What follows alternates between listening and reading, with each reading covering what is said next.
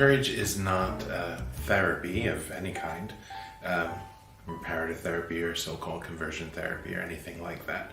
Courage provides pastoral care for people who want to live a chaste life. And we do that through our one-on-one assistance from the chaplain to the Courage member, but primarily through our meetings as a group where we pursue our 5 goals together. So our goal is to live chaste lives, which sometimes means that we have to move away from unchaste behaviors. But the goal is not to repair or to change a person into anything that they're not, to reorient or make a person straight. Our goal is to live chastity, which the Church defines as integration. And so we support that first goal with the other goals, which are to develop a life of prayer, which we do primarily by praying together and by praying for one another, by growing in fellowship, developing an atmosphere where everyone can speak from experience and share their lives honestly with one another, by building support through chaste friendships, both in the group and with other people in our lives, and by striving always to give good example to others, and through that to extend an invitation to other people who can benefit from courage to come and see what we have to offer. So we have a program, but it's not based in a psychological therapeutic approach or anything in that regard. Our program is basically to support one another so that we can live lives of holiness and virtue, which of course includes the virtue of chastity, and grow in friendship with Christ and with one another.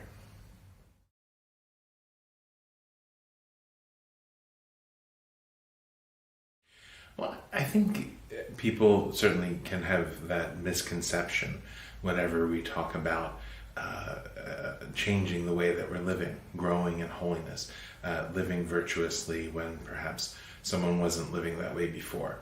But we have to understand what the Church's teaching says about the nature of attractions. The Church does not perceive attractions or other desires as ever sinful in themselves. God gives us our emotions and our desires so that we can respond to His will with the whole person. If it weren't for the original sin, our desires would always lead us instinctively and enthusiastically towards what is good, and would always repel us very firmly away from what is bad for us.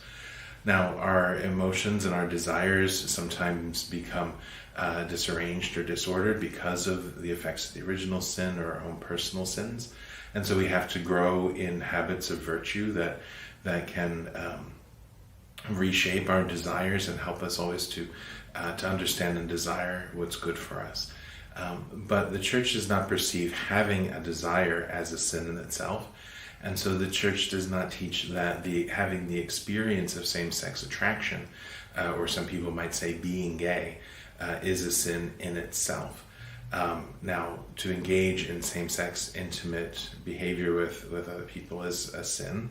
To engage in any kind of unchaste behavior with oneself or others is sinful. But it's not a sin to feel a feeling or to have an attraction.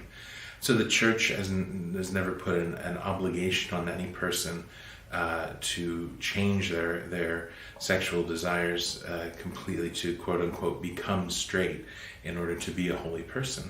So that's not our approach either. We're always following the Church's guidance and teaching on this, and we're not trying to make someone into something that they're not, but to help them to be the person that God's created them to be.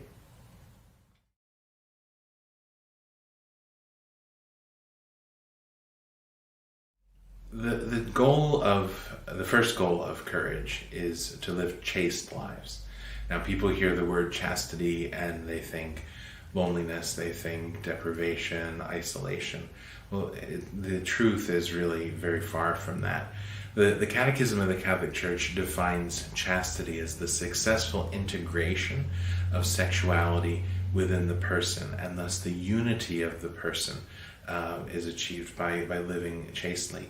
The Catechism reminds us we're talking about integrity and totality, that living chaste lives helps us to know when we make a total gift of ourselves, body and soul. That's in marriage.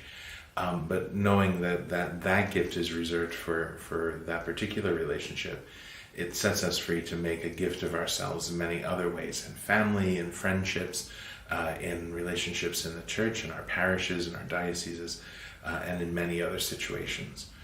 So chastity, growing in that virtue, leads us to be more integrated. We know what to do with the feelings that we have, where they come from, where they're leading, whether and how we ought to act on them or not. It helps us to understand what's appropriate in relationships, that things that are appropriate in a marriage or in a dating relationship are really not appropriate in a friendship. When we have good boundaries in all of our relationships, then we can be very free to express ourselves, to have trusting and intimate conversations, to really give our hearts to each other because we know where the appropriate boundaries are. And then the more that we're growing in friendship, in affection, in charity, the more joyful and peaceful our lives become. So I think the church's offering and courage, and the name of the church is helping people to see the place of chastity in their lives, to embrace it, even with all the sacrifices that it may involve.